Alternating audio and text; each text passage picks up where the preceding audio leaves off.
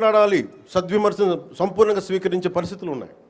కానీ గత ప్రభుత్వంలో చూస్తే విమర్శ చేయడానికి భయపడేవాళ్ళు, పోలీస్ అధికారులు డ్యూటీ చేయడానికి భయపడేవాళ్ళు, అధికారులు సివిల్ డిపార్ట్మెంట్స్ ప్రతి ఒక్కరు కూడా భయపడేవాళ్ళు, అడ్డగోలుగా దోచేసుకున్నారు. ఇవన్నీ కూడా విదేశీ శక్తులకి ఇది ఆలవాలం అయిపోద్ది, వారికి కనుసైగలు వీళ్ళందరూ మెలుగుతున్నారు. వీళ్ళందరూ అలా చూడాలి దీన్ని.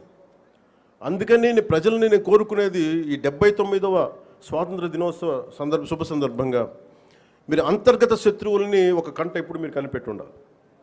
నేను కాకినాడ పోర్టు విషయంలో కూడా నేను అంత గొంతెత్తడానికి కారణం, చాలా ఎందుకులే మనం వదిలేస్తా ఉన్నాం. ఆంధ్రప్రదేశ్కి 974 నుంచి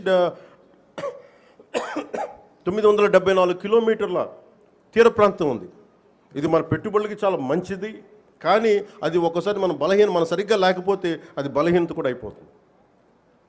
ముంబై దాడుల్లో కూడా అసలు ఏమాత్రం పర్యవేక్షణ లేని పోర్టుల నుంచి వచ్చేసారు, లేదంటే పర్యవేక్షణ ఉన్నా కానీ అమ్ముడైపోయిన వ్యక్తుల ద్వారా ఉగ్రవాదులు వచ్చేసారు.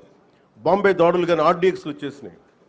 ముఖ్యంగా ఆంధ్రప్రదేశ్ తీర ప్రాంతంలో పోలీస్ శాఖ చాలా బలమైన దృష్టి పెడుతుంది. ఎందుకంటే నాకు ఇది కాకినాడ చాలా వల్నరబుల్గా అనిపిస్తుంది ఒకసారి రిపోర్టు చూస్తూ ఉంటే.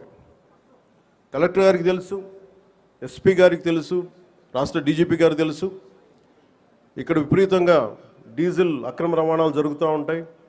దీన్ని చాలా బలంగా ఎదుర్కోవాల్సిన అవసరం ఉంది.